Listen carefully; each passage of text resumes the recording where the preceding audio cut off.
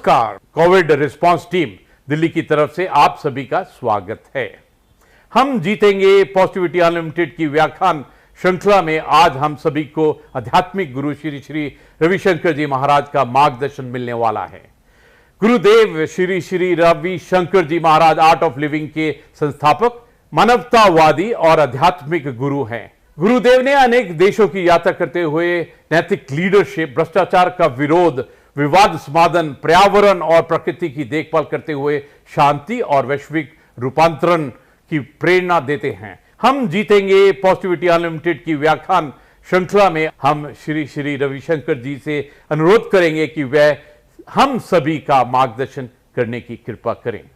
आज हमारा देश इस सदी का सबसे बड़ा संकट से गुजर रही है। ये सहज ही है, इस वक्त हमारा मनोबल में कुछ कमी आ जाए, उदास हो जाए, आजू बाजू देखते हैं अपने मित्रों का और रिश्तेदारों की जो कष्ट है, तकलीफ है, कई लोग अपने रिश्तेदारों को खो बैठे हैं। इस परिस्थिति में ये साधारण बात है कि व्यक्ति टूट जाता है। अब हमको क्या करना चाहिए? ऐसी परिस्थिति है जहां मृत्यु का तांडव देख रहे हैं, जहां बीमारी बढ़ रही है, दुख और दर्द भरा हुआ आवाज चारों ओर से हमको सुनाई दे रही, तो हम क्या करें? इस वक्त हमको 4 चीजों पर ध्यान देना चाहिए। सबसे पहली बात यह है, हर व्यक्ति के भीतर हिम्मत नाम की चीज, धैर्य नाम की चीज कुदरत ने भरा हुआ है, ईश्वर ने हमको दिया है। यही समय है उस धैर्य को जगाना। जैसे अस्पताल में डॉक्टर पेशेंट को ट्रीट करते हैं और डॉक्टर तो ठीक होते तभी तो वो कर पाते हैं, ऐसे आप समझो एक एक व्यक्ति आज वैद्य बन गए हो। समझना, मानसिक रूप से, सामाजिक तौर से हम सबको हमारे ऊपर एक जिम्मेदारी है। वो जिम्मेदारी निभाने के लिए हमें सबसे पहले क्या करना, हमारे भीतर की जो धैर्य है, शौर्य है, जोश है, जोश को जगाइए।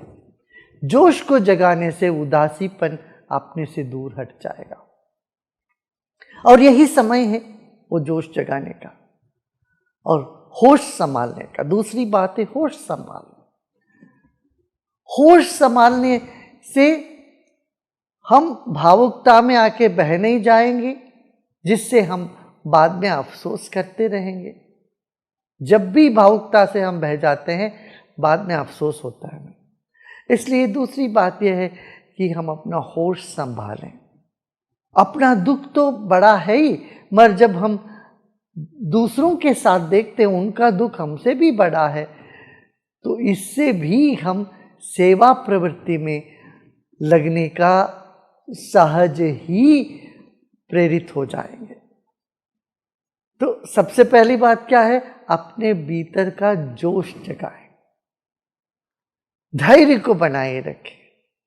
जब हम धीरज रखते हैं, धैर्य रखते हैं, हम हिम्मत और लोगों में भरने के लिए काबिल होते हैं। जब हम खुद ही टूट जाते हैं, हम किसी के काम में नहीं आएंगे। ईश्वर ने दिया है धैर्य, यह समय है हम अपने भीतर का जोश को, धैर्य को जगाएं। ये सबसे पहली बात है। दूसरी बात क्या है, हम सबके भीतर करुणा है। जब सब पार्टियां हो रही है, जब सब बढ़िया है, मौज कर रहे हैं, उस वक्त करुणा की क्या आवश्यकता है? करुणा का कब आवश्यकता है? जब व्यक्ति उदास है, दुखी है, दर्द से पीड़ित है, यहाँ करुणा अपने भीतर जगाएं। करुणा जगाने का मतलब ये है कि हम सेवा कार्य में लग जाएं। अपने से जो हो सकता है वो सेवा हम दूसरों को करें। आपने सुना होगा, एक नर्स, उसकी खुद के परिवार में किसी की मृत्यु हो गई, मगर वो अस्पताल में डटी रही, सेवा करती रही, ताकि उनको पता था कि और यहाँ जो मरीज है उनका देखभाल करने का जिम्मेदारी है मेरे ऊपर है। ये इस भाव से वो सेवा में डटी रही। तो करुणा और सेवा का मनोभाव हम अपने भीतर जगाएं। सबके भीतर है ये, ऐसा नहीं है कि नहीं है, कहीं से हमें लाना है। हर एक व्यक्ति के भीतर छिपी हुई है सेवा भाव। तो यह समय है उस भाव को प्रकट करने का। सेवा में लग जाएं तब भी हमारा मनोबल बढ़ जाता है। ये दूसरी बात। तीसरी बात यह है, जैसे हमने कहा, जोश को तो जगाया मगर होश संभालना है। जो नियम है, कानून है, उसका पालन करते रहना है, औरों को भी उसे प्रेरित करते रहना है, होश संभालना है। ये भी बड़ा आवश्यक कदम है हम सबको उठाने के लिए। क्यों? जब हम दुखी होते हैं, हमारा मन में अस्थिरता आती है, हम अस्वस्थ लगते हैं मानसिक तौर पर, तब होश को बैठते हैं। उस वक्त हम जो भी करते हैं उस पर हमें अफसोस होने लगता है। तो होश संभाला, ये कैसे संभाल? कुछ प्राणायाम किया करें, ध्यान किया करें, मंत्रों का उच्चारण किया करें। इससे क्या है, एक अनूठी अद्भुत आत्मबल हमको प्राप्त होता है। इस सदियों से हमारे पूर्वज करते आए हैं। जब बच्चे परीक्षा देने जाते हैं तब वो भगवान को याद करते हैं। देखिए, साल भर जैसे बीता भी हो, भगवान को याद भी नहीं किया हो, मगर जब परीक्षा नजदीक आ जाता है बच्चे भगवान को याद करते हैं। तो ऐसे ही ये मनुष्य जीवन का सबसे बड़ा परीक्षा है। कम से कम इस वक्त हम सबको ईश्वर भक्ति को हमारे भीतर जगाना है। ये जान के हमको आगे बढ़ना है कि ईश्वर है और वो हमको बल देंगे और दे रहे हैं। निर्बल के बलराम, हम ये बार बार कहते हैं। इस धारणा की परीक्षा है अभी। हम निर्बल है। ये वायरस जिसको हमने देखा भी नहीं, देख भी नहीं सकते हैं, उसके साथ लड़ना पड़ रहा है। हम अपना कमजोरी को, अपनी अशक्तता को इस वक्त इतना साफ साफ महसूस कर रहे हैं। कम से कम इस वक्त हमें ये भूलना नहीं चाहिए, निर्बल के बलराम। ये बात हम सब अनुभव कर रहे हैं, असहायता अनुभव कर रहे हैं। इस वक्त हमको याद करना पड़ेगा वही बात, निर्बल के बलराम। ईश्वर विश्वास हमको मानसिक तनाव से दूर रखता है। ठीक है ना? इन बातों पर यदि हम ध्यान देते हैं, दुख से हम बाहर आ सकते हैं। योग का उद्देश्य यही है, हेयम दुक्खम अनागतम। जो दुख अभी आ रही है, आया नहीं, उसको रोकना है, ये योग का है। और जो दुख आ गया उससे बाहर निकलने के लिए भी योग है। योग, प्राणायाम, ध्यान, इसको तो हमें जीवन में अपनाना चाहिए। और साथ ही साथ अपना भोजन पर ध्यान दें, सही सही भोजन करें, आयुर्वेदिक चीज़ों को अपना जीवन में उपयोग करें। हल्दी लीजिए, अमृत लीजिए, गुडुचि, अमृत, यष्टि मधु। कोविड के बाद भी बहुत कमजोरियां होती है शरीर में। इस कमजोरी से बाहर आने के लिए भी हमें योग और आयुर्वेद का शरण में जाना पड़ेगा। जीवन में जितने भी कष्ट आए, उन सब कष्ट से बाहर निकालने के लिए ईश्वर विश्वास हमको बल देगा, आत्मबल को बढ़ाएगा। अंत में एक बात, दिन भर नकारात्मक बातें सुनो मत, देखो मत। आप टेलीविजन के जरिए, माध्यम के जरिए, लोगों के जरिए बात क्या होती है, एक ही बात होती है, क्या बीमारी बीमारी बीमारी। नहीं, इससे हट के कुछ सकारात्मक बात करें, पॉजिटिव बातें करें। बातों से बढ़ जाती है समस्या, जो भी है, और बातें करते रहने से उसी के बारे में बढ़ता ही, बट वो कम नहीं होने वाला है। इसलिए नकारात्मक मानसिकता और नकारात्मक बातों से हमें बचना चाहिए। जितना कम हो सके उतना कम करना चाहिए इन बातों। और जो वातावरण जो बोझिल लगता है उसको हल्का करने की हर व्यक्ति कोशिश करे। ये निश्चित है हम अवश्य इस संकट से बाहर आएंगे और विजेता बन के आएंगे। जब भी कोई ताकत हमको दबाने की चेष्टा करी, हम और बलवान होके उसे निखरते आए हैं। इस बात को हम याद रखें। हाँ, याद है ना? अभी जोश जगाइए, अपने भीतर का हिम्मत जुटाइए। करुणा का अभिव्यक्ति का यही समय है। अपने भीतर की करुणा को अभिव्यक्त करें, ईश्वर विश्वास को जगाए, योग साधना और आयुर्वेद पर ध्यान दें, अपने स्वास्थ्य का ध्यान दें, औरों का भी भला के लिए आप जो भी कर सकते वो करने में तत्पर हो जाएं। इतना करने से हमारी जो ये मानसिक नकारात्मक स्थिति बढ़ती जा रही है, इससे हम बच सकते हैं। ओम शांति, जय हिंद।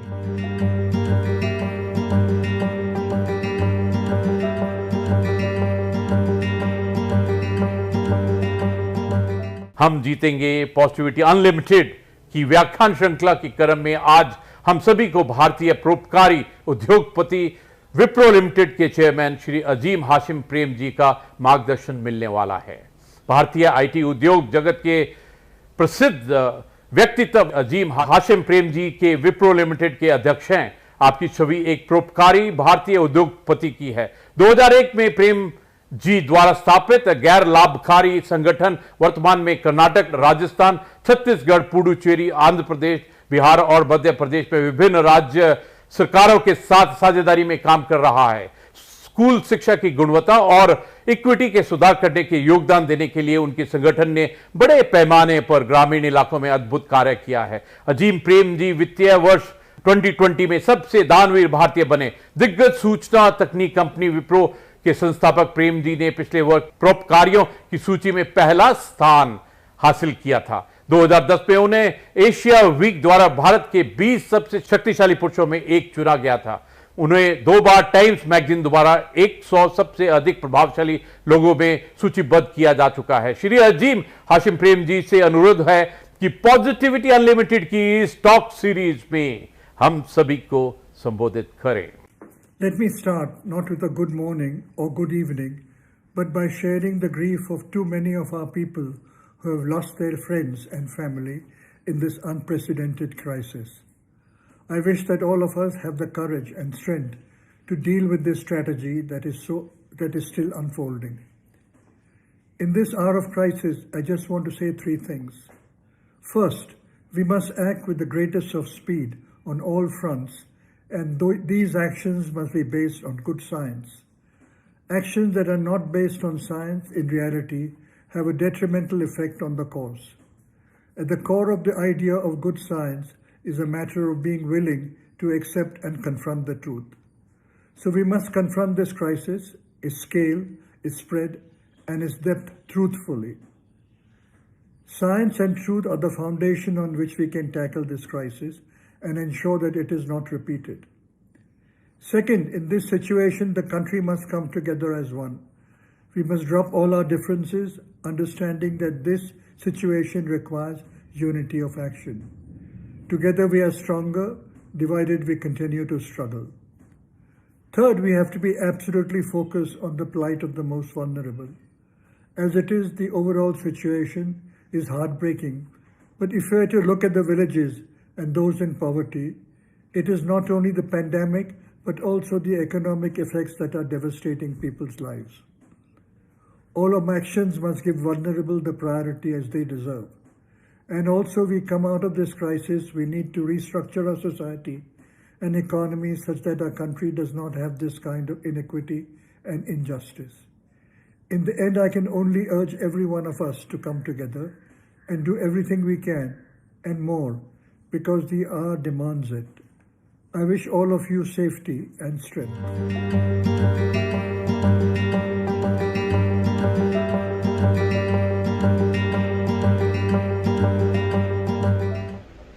हम जीतेंगे पॉजिटिविटी अनलिमिटेड व्याख्यामाला की तीसरी वक्ता हैं पद्मश्री निवेदिता रघुनाथ भिड़े जी। डॉक्टर निवेदिता रघुनाथ भिड़े जी सुप्रसिद्ध सामाजिक कार्यकर्ता हैं। आप विवेकानंद केंद्र कन्याकुमारी की उपाध्यक्ष हैं। वर्ष 2017 में भारत सरकार ने आपको पद्मश्री से सम्मानित किया। डॉक्टर निवेदिता जी ने स्वामी विवेकानंद जी की रेलेवेंसी पर भारत सहित विश्व के अनेक देशों में व्याख्यान दिए हैं। डॉक्टर निवेदिता जी से आग्रह है कि अपने विचारों से हम सभी को लाभान्वित करें। कोविड रिस्पांस टीम और कोविड के जो रुग्णों की अनेक प्रकार से सेवा करने वाले, वैद्यकीय सेवा है, सफाई कर्मचारियों की सेवा है, खाना खिलाने वालों की सेवा है, ऐसे सारे कोविड सेवा करने वाले और आप सभी को मेरा अभिवादन और विनम्र प्रणाम। हम जीतेंगे, निश्चित जीतेंगे, क्योंकि यह जो भारत राष्ट्र है यह साधारण राष्ट्र नहीं है, यह अत्यंत प्राचीन राष्ट्र है और काफ़ी लोक संख्या के साथ रहा हुआ यह राष्ट्र है। तो निश्चित रूप से इसने अनेक संकटों का सामना किया है और उन संकटों को पार करते हुए यह राष्ट्र हमेशा उभरा ही है, उन्नत ही हुआ है। तो इस संकट के ऊपर भी हम निश्चित रूप से विजय पाएंगे ही। और ये सिर्फ भारत राष्ट्र नहीं है, हम जानते हैं कि कितने सारे राष्ट्र, यदि हम जनसंख्या के प्रतिशत में देखते हैं तो शायद भारत से ही ज़्यादा समस्या से वो जूझ रहे हैं या जूझे हैं। तो भारत राष्ट्र भी जब यह दूसरी लहर आ गई तब शुरू में हम थोड़े लड़खड़ाए निश्चित, क्योंकि वो इतने वेग से आई, लेकिन अब हम निश्चित रूप से संस्था स्तर पे है, सरकारी स्तर पे है, समाज के स्तर पे है, हम संगठित हो रहे हैं और हम इस कठिनाई का सामना करेंगे। ऐसा कहते हैं कि कठिनाइयाँ जो आती है वो कठिनाइयाँ नहीं होती है, वह अवसर कठिनाइयों का रूप लेकर आता है। हर कठिनाई में अवसर छुपा हुआ होता है, हर कठिनाई में हमारे उन्नति का अवसर छुपा हुआ होता है। तो इस कठिनाई में भी यदि हमें इसका सामना करना है, विजय प्राप्त करने तक सामना करना है, तो इसमें छुपे हुए 5 अवसरों को हम निश्चित रूप से देख सकते हैं। एक है, हमें अपनी प्राण शक्ति को वाइब्रेंट करना है, प्राण शक्ति बढ़ाना है। हम सब जानते हैं कि कोविड में हमारे लंग्स ही ज़्यादा बाधित होते हैं। तो यह जो प्राणायाम है, प्राणायाम के बहुत विविध प्रकार वगैरह हम अभी ऑनलाइन भी सीख सकते हैं, वो जरूर कर सकते हैं, लेकिन एक सरल सा जो है कि हम शांत बैठते हुए, यदि हम बीमार हैं तो इवन लेटे हुए भी हम एकदम रिदमिक, स्लो, डीप ऐसा ब्रीदिंग आउट पहले करना है। जितना हम सांस छोड़ सकते हैं उतना हमारी अंदर सांस लेने की क्षमता बढ़ती है। ये बहुत बड़ा तत्व इसमें छिपा है। जितना हम देते हैं उतना हम ले सकते हैं। तो जितना धीरे धीरे हम जितना अच्छी तरह से सांस छोड़ पाएंगे उतना हमारी सांस लेने की शक्ति यानी प्राणवायु अंदर जाने की यानी हमारी प्राण शक्ति बढ़ने की उसमें संभावना होती है। एक बार मुझे बहुत बरस पहले की बात है, मुझे एक उस समय अपने देश में योग इतना फैला हुआ नहीं था, तो एक व्यक्ति मुझे बता रहे थे कि आपको पता नहीं, छोटी छोटी योग की प्राणायाम की बातें सीखने के लिए मुझे हिमालय में बहुत जगह घूमना पड़ा। योगियों से जो अंदर अंदर गुफा में छिपे हैं उनसे पूछना पड़ा। आज हमारा भाग्य ये है कि ये सारा उपलब्ध है, सिर्फ हमने निश्चित रूप से बैठते हुए यह करने की ही आवश्यकता है। तो यह पहला कि हम अपनी प्राण शक्ति बढ़ाएं। उसमें और एक है जो कल ही मैं देख रही थी, वो कितना उस पर रिसर्च हुआ है ये मैं नहीं जानती, लेकिन अलग प्रकार से रिसर्च निश्चित हुआ है। और वो ऐसा कहते हैं कि यदि हम ओंकार का उच्चारण बार बार यानी कुछ समझिए 5 मिनट के लिए, 10 मिनट के लिए सवेरे और शाम को करते हैं तो उससे हमारी इस कोविड से मुकाबला करने की शक्ति बढ़ती है। हम सब जानते हैं कि ये पूरा विश्व ही एक स्पंदन है, यानी आज अभी मैं बोल रही हूँ वो स्पंदन के रूप में अलग अलग एनर्जी में सेव होते हुए आखिर आप सबके पास पहुँच रहा है। तो हर कुछ स्पंदन है, यानी शब्द स्पंदन है, हम देख रहे हैं वो स्पंदन है। ये कुर्सी है, इसमें छोटे छोटे अणु परमाणु है, उसमें भी बहुत वेग से स्पंदन चल रहा है। तो ओंकार का जो स्पंदन है वो शरीर में सकारात्मक बदलाव लाता है। ये अन्य रिसर्च में, संशोधन में सिद्ध हुआ है। कोविड को लेते हुए अभी नहीं हुआ है, लेकिन एक डॉक्टर अपना अनुभव बता रहे थे कि यदि हम ओंकार का उच्चारण करते हैं तो हमारी वह शक्ति बढ़ती है। अभी ओंकार का उच्चारण हम दोनों संध्या के समय, यानी जैसे प्रातः संध्या है और सायं संध्या है, दोनों समय यदि करते हैं तो उस समय स्पंदनों को रिसीव करने की और उसके अनुसार शरीर में परिणाम लाने की शरीर और मन की तैयारी ज़्यादा होती है। तो इसीलिए अपनी प्राण शक्ति बढ़ाने के लिए एक अवसर हमें मिला है। और ये प्राण शक्ति हमें सिर्फ अभी कोविड से लड़ने के लिए ही नहीं, पूरे जीवन में ही आवश्यक होती है। तो वो हम आत्मसात करेंगे और निश्चित रूप से, नियमित रूप से प्राणायाम और ओंकार के पठन में हम लगेंगे। दूसरा जो है, जो अवसर छिपा है वो है मन की अनंत शक्तियों को समझना। यानी मन यदि हार जाता है तो हम हार जाते हैं। मन यदि सोचता है कि नहीं मैं ऐसे करूंगा तो वैसा हो सकता है, क्योंकि हमारा जो अवचेतन मन है, सचेतन मन नहीं अवचेतन है, उसकी शक्ति प्रगाढ़ है। स्वामी विवेकानंद का पावर्स ऑफ द माइंड पुस्तक है। आज आप इंटरनेट में डालिए कि पावर्स ऑफ सबकॉन्शियस माइंड, आपको ढेर सारे पुस्तकों की नाम मिलेंगे। मैंने बहुत बरस पहले एक कहानी पढ़ी थी। वो कहानी बहुत प्रसिद्ध कहानी है। उस कहानी में एक युवती बीमार थी और वो बीमार हो गई। पतझड़ का ऋतु था और उसके खिड़की के बाहर जो बेला थी उसके यानी क्रीपर जो थी उसके एक एक पत्ते गिर रहे थे और उसके मन ने ये ठान लिया कि जब पूरे पत्ते गिरेंगे मैं मर जाऊंगी। और जैसे ही पत्तों की संख्या कम होती गई, इसकी रोग से लड़ा देने की इच्छा ही समाप्त हो गई। वो बोल रही थी बस अब तो 2 ही पत्ते बचे हैं, ये गिर जाएंगे तब तो मेरा आयुष्य समाप्त हो गया। तो दूसरा एक जो कलाकार, ये सारे कलाकार ही थे, कलाकारों की कॉलोनी थी वो, तो दूसरे एक कलाकार ने ये समझ लिया कि ये मन से हारी है। तो उन्होंने क्या किया, उन्होंने रात में बैठते हुए बाहर उस खिड़की के कांच पर ही उस बेल के 2 पत्तों का उन्होंने चित्र निकाला। बाद में वो बेल के तो 2 पत्ते गिर गए, लेकिन ये बीमार थी और दूर से ऐसे खिड़की से देखती थी तो उसको लगा ये बेल के 2 पत्ते ऐसे ही है। अभी पत्ते गिरने का समय हो गया फिर भी पत्ते गिरे नहीं हैं, और फिर उसको उत्साह आ गया कि नहीं, इसका मतलब मैं मरने वाली नहीं हूँ। यानी ये मन की शक्ति है। हम यदि डर गए कोरोना होगा क्या तो वो हो जाएगा, मुझे बहुत सीरियस होगा क्या तो सीरियस हो जाएगा।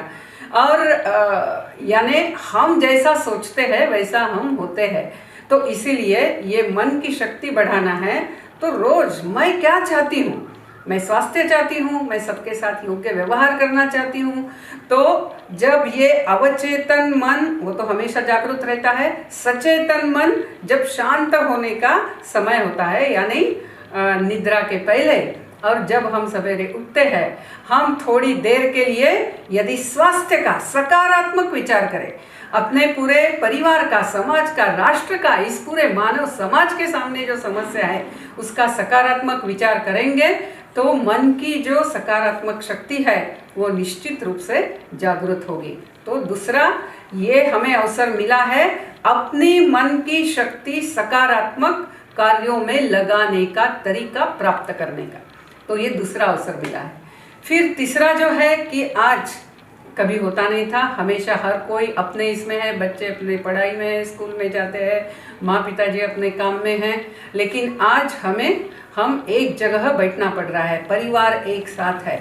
तो रोज टीवी पे क्या चल रहा है और डर के मारे शायद अपने परिवार में भी किसी को कोरोना हो रहा है, ये सारा लेते हुए सतत नकारात्मक भय के वातावरण में रहने के बजाय आज हमें जो एक साथ रहना है, हम कैसे रहेंगे?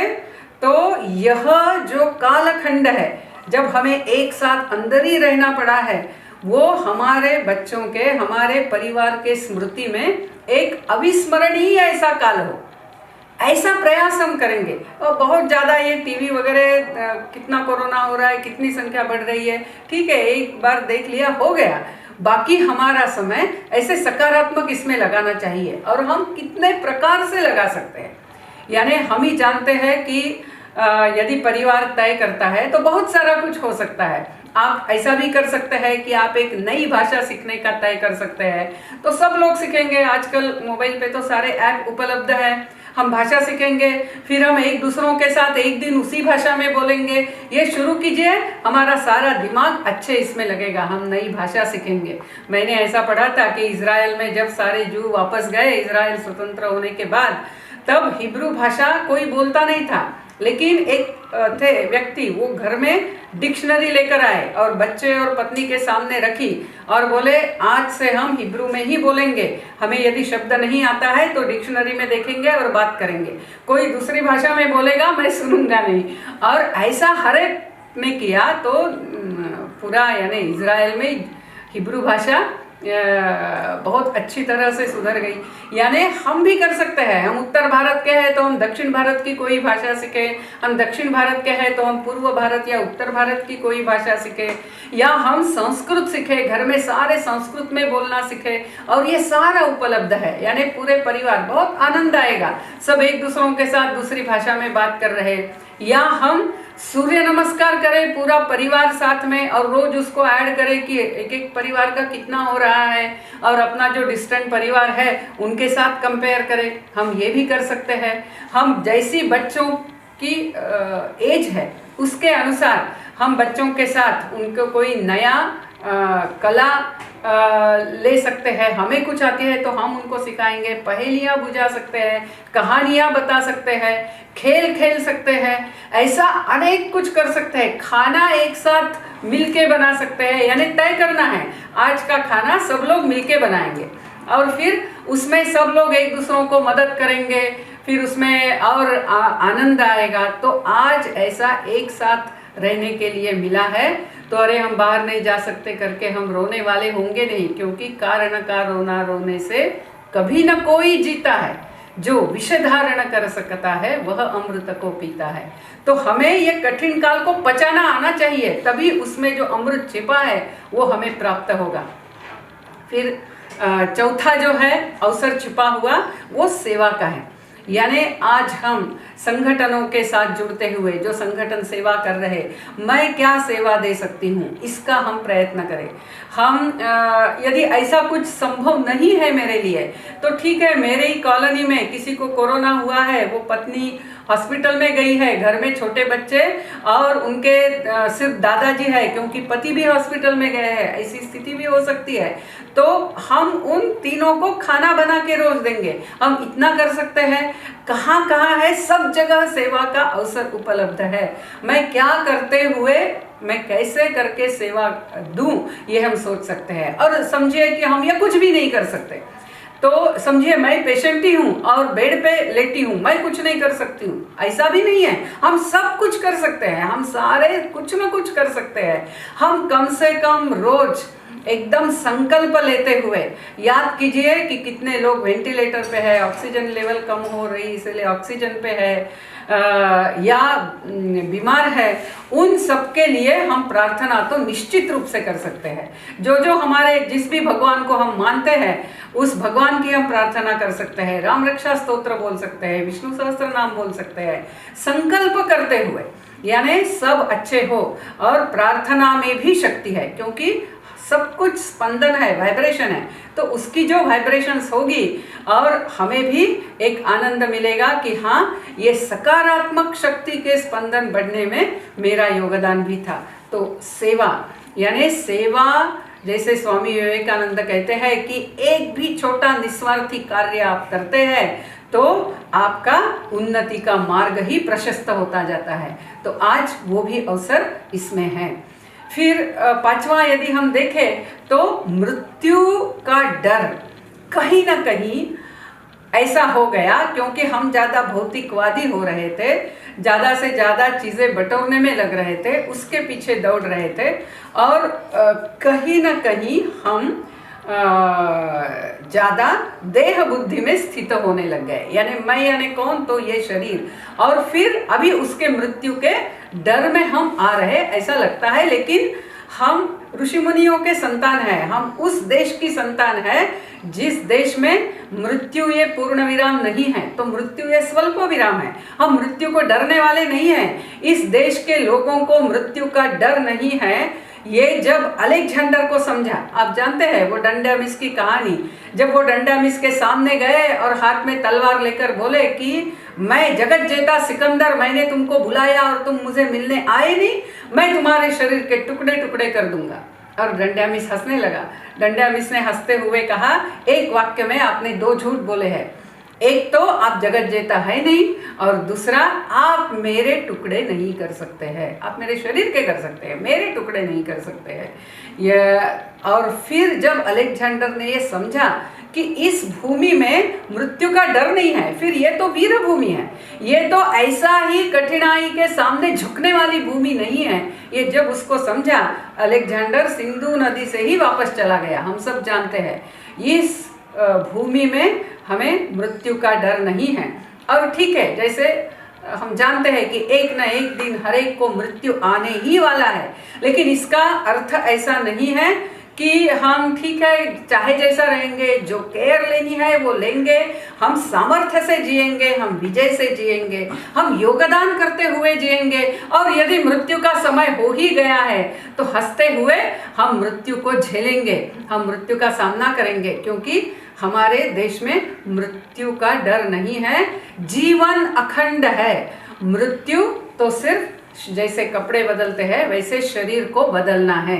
और जो पुनर्जन्म के ऊपर संशोधन हो रहा है, जैसे डॉक्टर स्टीवनसन है, डॉक्टर ब्रियान वेस है, डॉक्टर सत्वन पसरीचा है, इन लोगों ने बहुत सारा संशोधन किया है पुनर्जन्म के ऊपर, और उसके अनुसार जो हम अभी तक मानते ही थे, ऐसा है कि आज हमारे जो प्रियजन है, ऐसा हुआ है काफी सारे घरों में हुआ है कि हमारे प्रियजन हमसे कोविड के कारण बिछुड़ गए हैं, लेकिन ये सिर्फ इस जन्म का है, अगले जन्म में फिर से सारे एक साथ आते हैं, और हम जितना दुखी रहेंगे हम उनके आत्मा को दुखी देने वाले हैं।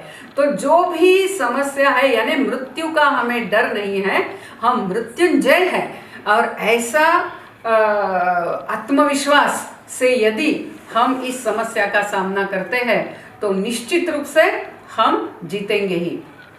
हम सब जानते हैं कि तीर्थक ऐसा कहते हैं, कहीं कुछ पाप किया तो तीर्थ क्षेत्र में जाके उस पाप को हम नष्ट कर सकते हैं। उसी प्रकार ऐसा जब मनुष्य के कष्ट का काल होता है, उस समय सेवा करते हैं तो पुण्य प्राप्त करते हैं, लेकिन यदि किसी की असहायता का हम फायदा उठाते हैं तो निश्चित रूप से हमें उन कर्मों का सामना करना पड़ेगा। यह जो कर्म का सिद्धांत है वो भी आज हमने अच्छी तरह से हम समझेंगे तो निश्चित रूप से हमारा जीवन जो होगा वो योगदान करने वाला होगा, मदद करने वाला होगा, और ऐसा जीवन हम जिएंगे। हर कठिनाई के अंदर जो छिपे हुए अवसर है, ऐसे अवसर हम हमारी प्राण शक्ति बढ़ाएंगे, हम हमारी मन की शक्ति बढ़ाएंगे, हम परिवार को बहुत आत्मीयता से जुड़ा हुआ और बच्चे सब कुछ नया सीखेंगे। हमें एक दूसरों के करीब आने के लिए समय मिला हुआ है, हमें सेवा का अवसर मिला है, और हमारे जीवन से हम मृत्यु का डर पूरा निकाल देंगे। ऐसा यदि हम होते हैं तो निश्चित रूप से, और हम होंगे ही, क्योंकि इस राष्ट्र के खून में है वो, सिर्फ हमें अभी याद दिलाकर उसका अभ्यास करने की आवश्यकता है, और वो हम करेंगे, और निश्चित हम कोरोना का युद्ध जीतेंगे। नमस्कार।